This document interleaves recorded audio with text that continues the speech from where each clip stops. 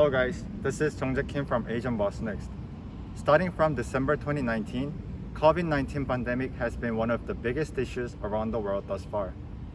Fortunately, the distribution of COVID-19 vaccines is starting to take place around the world now.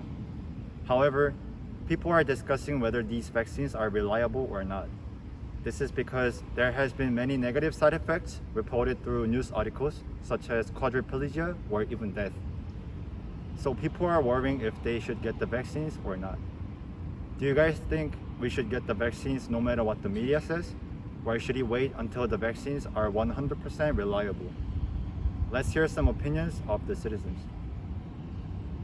코로나 백신에도 종류가 다양하다는 것을 알고 있나요? 개인적으로 선호하는 백신이 있으세요? 네, 개인적으로 제일 크게 아는 건 두 가지가 있는데 AZ랑 화이자 그 두 개가 있는데 제가 어르신들이나 부모님이 말씀하시는 거 들으시면 그리고 지금 정치적으로 흘러가는 것도 그렇고 막 그런 선입견인지는 모르겠는데 화이자가 더 좋다는 소문이 있어요. AZ2보다. 저도 그래서 그런 의식을 조금이나마 갖고 있는 것 같아요. 그게 맞는지는 몰라도. 네. 한 서너 가지 되는 걸 알고 있고 특별히 선호하는 건 없습니다. 저는 가장 빨리 맞을 수 있는 백신을 맞겠습니다. 네, 제가 알고 있는 코로나 백신 종류는 화이자와 아스트라제네카고 화이자 백신이 예방 효과가 좋다고 들어서 선호하고 있습니다. 네, 여러 가지 종류 있는 걸 알고 있습니다. 제가 아는 거는 얀센, 모더나, 화이자 그리고 아스트라제네카인데 모더나가 가장 유효성도 높은 편이고 지금까지 봤을 때 부작용 사례가 그나마 적은 거라고 생각합니다. 저는 이제 얀센이 들어오기 전까지는 아무래도 화이자가 좀 더 안전하다 보니까 화이자를 선호했고 이제 얀센이 들어왔을 때는 이제 접종을 한 번만 해도 된다길래 좀 더 편리한 것 같고 확실히 부작용이 제일 적은 것 같아서 얀센을 좀 더 선호하는 것 같아요. 네, 네 종류가 있습니다. 화이자, 모더나, 얀센, 아스트라제네카가 있습니다. 저는 화이자를 선호합니다. 현재 코로나 백신 관련 뉴스가 참 많이 나오고 있는데 이러한 것들을 봤을 때 코로나 백신을 얼마나 신뢰하시나요? 저는 개인적으로 지금이 최선의 단계는 아닌 것 같아요. 좋아지고 있는 상황이지만 조금 더 시간을 가져야 될 것 같아요. 100%까지는 아니더라도 적어도 90 정도의 높은 확률로는 신뢰를 하고 있는 것 같아요. 반 정도 믿는 것 같은데 이게 너무 개발 시간이 짧아가지고 믿기는 어려운데 다들 맞아야지 집단 면역이 생기고 이제 빨리 그 마스크를 벗을 수 있는 일상으로 돌아갈 수 있을 것 같아요. 일단 선진국 미국이라든지 유럽의 대부분의 국가가 접종률이 한 30% 이상씩 올라간 상태고 특별하게 문제가 없는 것으로 보아서 우리나라에서 맞는다고 해서 특별한 문제가 발생하지를 생각하지 않기 때문에 100% 신뢰합니다. 한 50 정도 신뢰하는 것 같은데 백신 이제 초기 개발된 백신이다 보니까 안전성이 그렇게 높다고 생각하지는 않습니다. 백신 접종을 할 의향이 있으세요?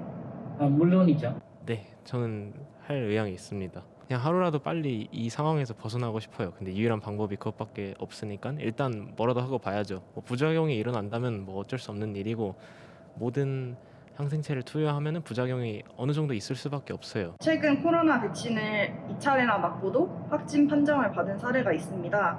이것에 대해서 어떻게 생각하시나요? 개개인의 면역 시스템이 틀리니까. 근데 저는 그거는 제가 어떻게 알 수 없기 때문에 그냥 저는 맞기로 하겠습니다. 저는 개인적으로 독감 백신을 맞는다고 해서 독감에 걸리지 않는 것은 아니잖아요. 그렇기 때문에 백신을 맞는다는 것은 그 질병에 대한 감염 확률을 낮추는 거지 아예 안 걸리기 위해서 맞는 건 아니라고 생각해요. 그래서 코로나 백신을 맞는다는 것 자체도 이런 코로나 상황에서 조금 더 나은 생활을 할 수 있게 맞는 거니까 그래서 저는 백신을 맞을 생각이 있어요. 백신에 대한 신뢰도가 떨어질 것 같기도 하고 이제 백신을 맞은 사람으로서 이제 조금 안심이 될라 싶었는데 다시 또 걱정이 되기도 하고 2차까지 모두 접종을 완료하고 2주 후에 그 감염이 되는 사례가 이제 돌파 감염이라고 하는데 이런 거는 어떤 바이러스든지 생기는 거예요. 그래서 만약에 독감 주사를 맞고도 독감에 걸리는 것처럼 우리가 코로나 백신을 맞고서도 코로나에 걸릴 수 있습니다. 지금 미국은 돌파 감염 사례가 0.01%라고 해요. 근데 미국에 있는 성인의 62%가 맞아가지고 돌파 감염 사례 자체가 1만 명이 넘거든요. 우리도 이제 계속 백신을 맞는 사람의 수가 늘어날수록 돌파 감염 되는 환자들이 많아질 거라고 생각합니다.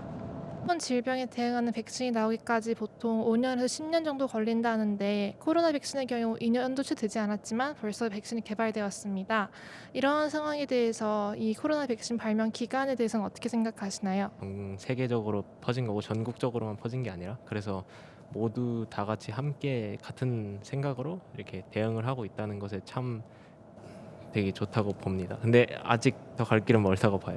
네. 수많은 백신이 있죠. 단지 부작용이 발생하는 기간이라든지 이렇게 이제 장기간을 가진 과정일 뿐이라고 생각을 해요. 그래서 저는 코로나도 똑같은 프로세스를 거쳐서 개발이 됐고 단지 약간의 리스크는 있다고 생각하지만은 백신을 맞고 일상으로 돌아가는 게 더 쉽하기 때문에 크게 문제는 없다고 저는 생각합니다. 그래도 일단 전 세계적인 팬데믹이었고 많은 수요가 있었기 때문에 가능한 거라고 생각하고 굉장히 짧은 기간에 개발이 되었는데 더 오랜 기간에 걸려가지고 개발을 하면 백신 효과는 좋겠지만 그 안에 발생하는 환자의 수나 사망자가 더 많이 늘어날 것 같아서 지금 나온 게 맞다고 생각합니다.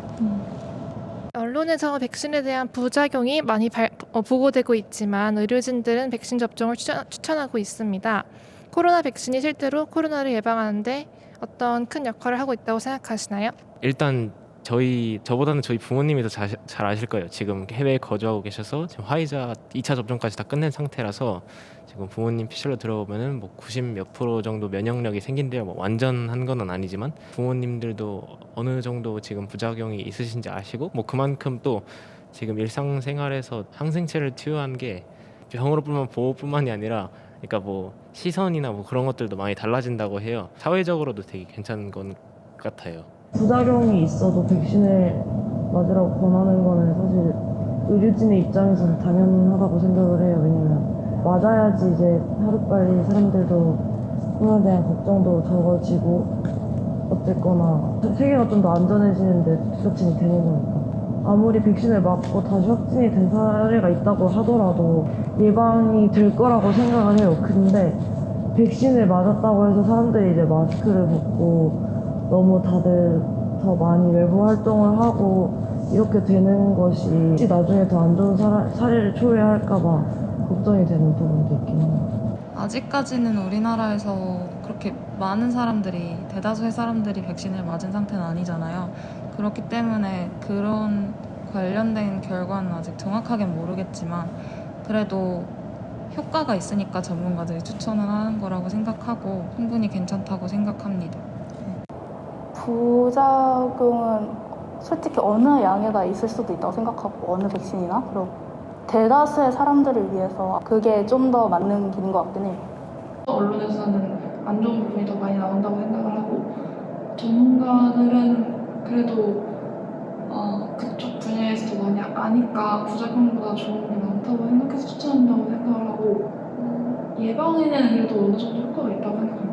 예, 물론입니다. 저는 미국이라든지 유럽 쪽에서 그 효과가 충분히 나타나고 있다고 보고 있고 백신의 효과에 대해서는 100% 신뢰를 하는 상황입니다. 네, 지금 언론에서 집중하고 있는 그 백신의 부작용은 당연히 있을 수밖에 없는 백신의 면역 반응이라고 생각해요.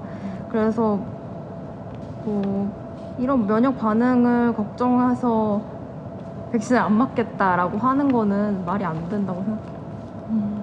현재 한국 정부가 백신 접종 이후에도 마스크 착용을 권고하고 있습니다. 정부의 지침과 반대로 마스크를 벗어야 된다고 생각하시나요? 아니면은 정부의 지침이 합리적이라고 생각하시나요? 정부도 전문가들의 자문단의 의견을 받아서 그런 결정을 하게 아니면 접종률 70% 이후라든지 집단 면역이 어느 정도 형성된 이후에 버스라고 권고를 하면은 또 그대로 따르면 될 것 같아요. 모든 사람들이 이제 백신을 맞고 또 확진자가 점차 줄어들 때까지는 계속 마스크를 쓰고 있어야 된다고 생각을 하고 있었어요. 저는 마스크를 계속 써야 된다고 생각해요. 인구 구성원의 60에서 70%가 백신을 맞아야지 생기는 집단 면역이 생기기 전까지는 마스크를 쓰는 것이 맞다고 생각합니다. 논란이 많은 아스트라제네카 물량을 확보하고 공급하는 정부의 입장에 대해서는 어떻게 생각하세요? 확보한 물량들이 아스트라제네카 물량이니까 그거를 신뢰를 하고 올 수밖에 없다고 그래야 되나? 맞아야 된다고 생각을 하면 이 화이자라든지 모더나라든지 충분한 여유가 있어서 국민들이 백신을 선택할 수 있는 그런 여유 정도가 있지 않는 한은 아스트라제네카를 맞는 게 맞다고 생각합니다.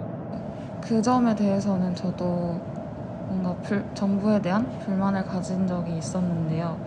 이제 아무래도 백신이 모든 나라에서 공급되는 것도 아니고 그만큼 물량이 충분한 것도 아닌데 이제 화이자나 이제 다른 안정성이 드러난 제품들만 들여올 수는 없다고 생각하거든요. 이제 백신을 맞는 게 우선이지 하나하나 골라가면서 맞기에는 시간이나 돈도 그렇고 그리고 아스트라제네카 같은 경우에 저는 그렇게 화이자랑 크게 다르다고는 못 느끼고 있어요. 제 주변에 아스트라제네카를 맞으신 분도 있거든요. 그래서 그런 경우를 봤을 때는 저는 지금까지는 정부의 방침에 대해서는 큰 건 없는 것 같아요. 가능하면은 아스트라제네카보다 화이자나 얀센을 늘리는 게 좋겠지만 그래도 일단 공급을 우선 국민들에게 해주는 게 우선이라고 생각하기 때문에 크게 반대하진 않아요. 정부가 그렇게 정한 데에는 이유가 있겠지만 미국 FDA 승인이 나지 않는 약품을 어떤 이유로 들이는지 좀 더 많은 이유와 설명이 필요하다고 생각해요. 외국에서 안정성이 검증되지 않은 백신을 들여오면서 무조건 맞으라고만 하면 국민들이 당연히 안 맞는다고 하는 사람들이 많아질 거니까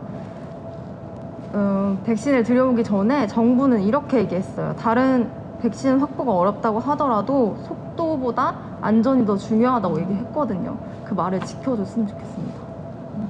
높은 백신 접종률이 코로나 종식을 이어질 수 있을까요? 네, 그렇게 생각하고 있습니다. 더 많은 사람들이 백신을 맞는다면 확산의 위험도 낮아질 거고 이제 코로나 확진자 수도 점점 줄어들게 될 거라고 생각해요. 그래서 결국에는 시간이 많이 흐른다면 코로나 종식까지도 바라볼 수 있지 않을까 생각합니다. 조금 시간이 걸리더라도 종식은 될 수 있을 것 같아요. 네, 아무래도 백신을 통해서 없앤 다른 감염병들이 있다 보니까 이번 코로나의 경우에도 백신으로 집단 면역을 만들게 되면 코로나 종식에 어느 정도 도움이 될 종식은 어려울 것 같고 코로나도 이제 독감처럼 매년 백신을 맞고 누구나 걸려도 이제 죽지 않는다고 생각하는 정도로의 가벼운 질병으로 갈 수 있을 거라고 생각해요. 코로나 종식까지는 아니래도 발생률을 현저하게 낮춰서 마스크를 벗을 수 있는 그런 수준까지는 도달할 수 있다고 생각을 하고요. 빨리 일상으로 돌아갈 수 있는 그런 기회가 되었으면 합니다. 백신 혹시 맞으셨다면 언제 어떤 백신을 맞으셨나요? 저는 아스트라제네카를 맞았고 1차는 3월 8일, 2차는 5월 25일에 맞았습니다. 저는 이제 지난 6월 4일 날 중앙의료원에서 이제 접종을 했어요. 현재 20대는 백신 대기 명단이 아닌데 네. 어떻게 그리고 어떤 종류의 백신을 맞으셨나요?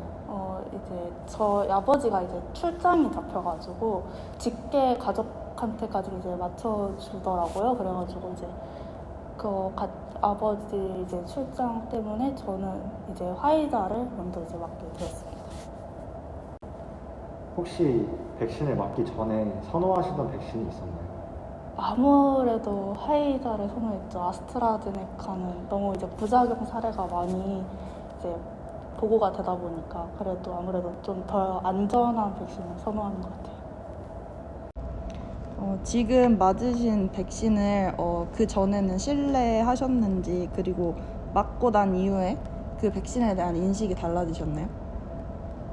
별로 신뢰하지 않았고 FDA 승인도 나지 않은 약을 무슨 이유로 무슨 근거로 신뢰할 수 있겠어요. 게다가 1차를 제가 맞고 나서 20대가 이제 아스트라제네카를 맞았을 때 효과와 부작용이 비슷한 비율로 있다라고 해가지고 그만큼 우리가 맞았을 때 부작용이 클 수 있다라는 거를 생각해서 2차를 안 맞으려고 했는데 그래도 집단 면역을 위해서 맞았습니다.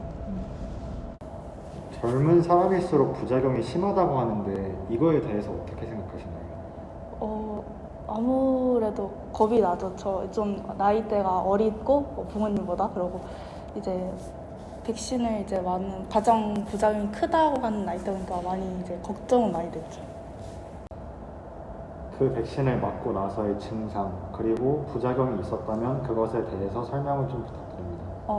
저는 일단 부작용은 없었고요. 증상은 일반 독감 백신하고 똑같이 그냥 맞은 팔 쪽이 좀 뻐근한 정도? 딱 하루 이틀? 딱 그 정도였어요. 백신 맞고 나서 어떠한 그런 반응이나 부작용들이 있으셨나요? 제가 이거에 대해서 할 말이 진짜 많은데 이제 투여 직후부터 왼쪽 팔이 아파가지고 팔을 들 수가 없었어요. 그리고 2시간 뒤에 이제 일을 하는데 울렁거려서 일을 할 수가 없었고 그날 밤에 이제 그 12시에 맞고 8시간 정도 있다가 머리가 좀 아픈 것 같아서 열 쟀더니 이제 39도 2로 시작을 해서 그때부터 타이레놀 2알 먹고 이제 4시간 간격으로 먹는데 새벽에 잠을 들 수 없을 만큼 오한이 심했고 그리고 아침에 눈 떴는데 39.5 계속 되고 그래서 도저히 일을 나갈 수 있는 컨디션이 안 돼서 일 못 나가겠다고 얘기를 하고 당일에는 아파서 그리고 너무 힘도 없고 온몸을 두들겨 맞은 것 같은 근육통도 심해서 밥을 먹을 수도 없고 약만 타이레놀만 먹으면서 있었는데도 40.2도가 되고 이게 타이레놀의 약효까지 의심할 만큼 열이 안 떨어졌었고 이제 그 다음 날에도 39도고 이랬는데 그때는 이제 좀 컨디션이 좀 회복되는 것 같아서 하루 빠졌는데 이틀이나 빠지면 약간 눈치도 보일 것 같아서 그냥 출근해서 일했습니다. 그러면은 이렇게 부작용이 많았다고 하셨는데 백신을 그럼 맞는 걸 추천하시나요? 지금 백신 말고는 믿을 것도 없고 이걸 이제 맞아야지 그나마 집단 면역이 형성돼서 마스크를 벗을 수 있으니까 맞아야 된다고 생각하는데 혹시 본인이 느끼기에 컨디션이 안 좋다 하면은 안 맞는 게 맞다고 생각합니다. 일단 저는 부작용이 없는 사례이기 때문에 많이 이제 주변에 꼭 맞으라고 권하고 싶고 그러고 이제 아무래도 백신을 맞으면 이제 코로나 이제 종식이 빨리 올 확률이 높으니까 적극적으로 맞았으면 해요. 저는 코로나 백신을 아직 맞지는 않았지만 가족 중에는 맞은 사람이 있어요. 아스트라제네카를 맞았고 맞은 후에 하루 정도 약간의 동통과 몸살 이런 것들이 있었는데 타이레놀을 이제 복용하면서 괜찮아졌고 그 후에 접종 부위가 약간 가렵고 붓고 하는 증상도 있어서 추후에 항염증 치료를 약간 더 하셨어요. 그런데 이런 증상들은 우리가 백신을 맞았을 때 우리 몸의 정상적인 면역 반응에 의해 생길 수 있는 증상으로 볼 수 있고 또 예상 가능한 범주내의 것이고 특히 아스트라제네카 백신 같은 경우는 우리 몸의 항체 반응을 줄여서 이 백신의 효과를 높이기 위해서 침팬지 아데노 바이러스를 사용해요. 그래서 이게 우리 몸의 생소한 물질로 인식이 되기 때문에 더 면역 반응이나 염증 반응이 강하게 나타날 수는 있습니다. 반면에 모더나나 화이자는 바이러스를 매개체로 사용하지 않기 때문에 RNA 물질을 직접 주입하는 방식으로 이런 감염을 이용하지 않는 부분 때문에 면역 부작용은 비교적 적은 것이고요. 근데 이제 문제가 되는 것은 아데노바이러스를 이용했을 때 혈전 같은 중증 부작용 증상이 나타난 것인데 사실 이런 이례적인 부작용의 발생 확률은 100만 분의 1로 나타나고 있고 반면에 코로나 발생 비율은 10만 분의 1로 그 위험성이 훨씬 크기 때문에 이 백신의 의료적 효용 가치는 일부의 부작용이 있다 하더라도 충분히 있다고 의료적으로는 생각이 됩니다. 지금 코로나 백신에 사용하는 플랫폼 기술은 생백신이나 불활성화 백신이 아니고 바이러스의 유전자 정보를 이용하는 건데 기존 백신 플랫폼에 유전자 서열만 바꿔 끼우면 되기 때문에 백신 업데이트에 처음처럼 시간이 이렇게 오래 걸리지 않고 신속하게 만들어 배포할 수 있기 때문에 일단 한번 초기 백신이 제대로 만들어지면 아스트라제네카의 부작용은 코로나 바이러스 유전 정보를 우리 몸에 전달하는 과정에서 쓰이는 아데노 바이러스에 대해서 몸이 과도하게 반응하면서 나타나는 증상이에요. 그런데 화이자나 모더나 백신은 RNA를 직접 전달하는 방식이기 때문에 다른 바이러스를 매개로 한 감염 과정을 거치지 않고 그래서 이 부작용에 있어서는 비교적 안전한 백신입니다. 하지만 아데노 바이러스로 인한 혈전 문제 등의 중증 부작용 사례를 주로 30세 이하 여성에서 발병했다고 보고되어지고 있기 때문에 우리나라는 그 피해를 줄이기 위해 30세 이하의 인구에 아스트라제네카 접종을 하지 않고 있고 이런 식으로 투여 비례 발생률을 낮출 수 있도록 조치를 하고 있고요.